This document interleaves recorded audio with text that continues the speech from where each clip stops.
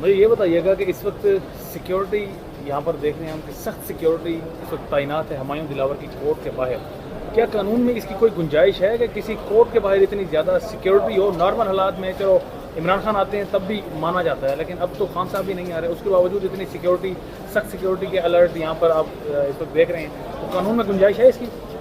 ये इस वक्त जिस जगह पे हम खड़े हैं जी, ये इस्लामाबाद की जुडिशल कम्प्लेक्स है।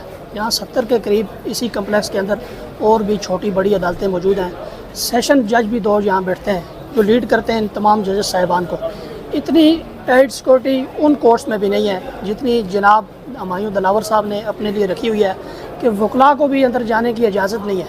ये वाहिद और मुनफरिद कोर्ट है कि वकील जो अदालत के 2 पहिए हैं, एक जज है और दूसरा वकील है, दोनों में से अगर एक भी मिस हो तो इंसाफ का निज़ाम चल नहीं सकता।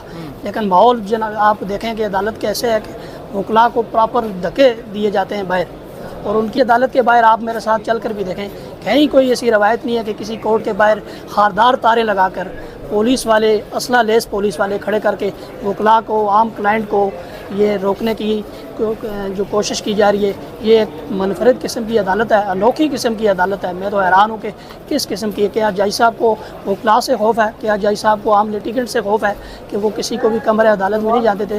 ये तो कोर्ट तो जो पब्लिक रूम होता है जी, यहाँ तो हर एक को हक है कि वो इस अदालत में जाकर केस को सुने, केस को स्टडी करें। वकला का हक है, आम लोगों का हक है वो देखें कि इंसाफ कैसे हो रहा है। तो मैं तो हैरान हूँ कि इनकी सिक्योरिटी पर ये क्या ड्रामा इन्होंने रचाया हुआ है।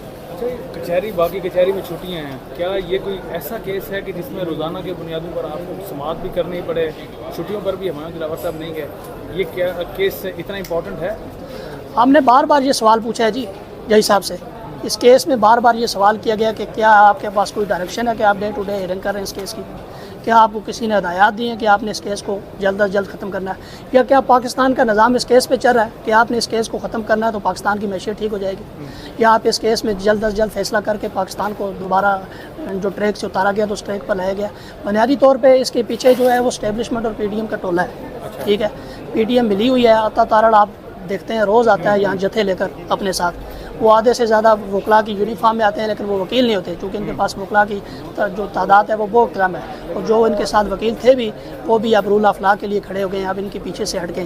तो बुनियादी तौर पर ये गठजोड़ है अता तारड़ का और हुमायूं दिलावर साहब का, काबिल एहतराम हुमायूं दिलावर साहब का और अता तारड़ का ये गठजोड़ है कि जल्द अज जल्द इस केस को आपने क्या करना है, हतमी नताइज में दाखिल करना है। आपको ये जज बायस लग रहे हैं?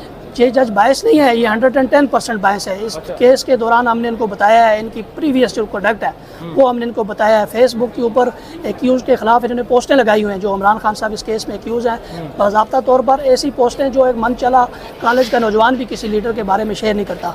इन्होंने एडमिट की है इसी कोर्ट में कि ये फेसबुक की ID मेरी है, पोस्टें मेरी नहीं है। अब ऑनरेबल हाई कोर्ट ने वो फॉरेंसिक के लिए भेजी हुई हैं वो पोस्टें। इंशाल्लाह दूध का दूध और पानी जो हो जाएगा जल्द, उसका भी बायस नहीं है, 110% बायस है।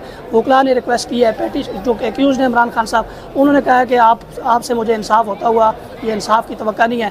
लेकिन पता नहीं ये मुनफरिद किस्म के जज चिमटे हुए हैं ज़बरदस्ती इस केस के साथ। शायद कोई इनका प्रीवियस इंटरेस्ट है या कोई इनको बहुत कोई स्पेशल इस मकसद के लिए बुलाया गया है कि आपने बेशर्मी के साथ, डटाई के साथ जो है वो कानून की धज्जियाँ उड़ानी है और इस केस को आपने मंतकी अंजाम तक लेके जाना है।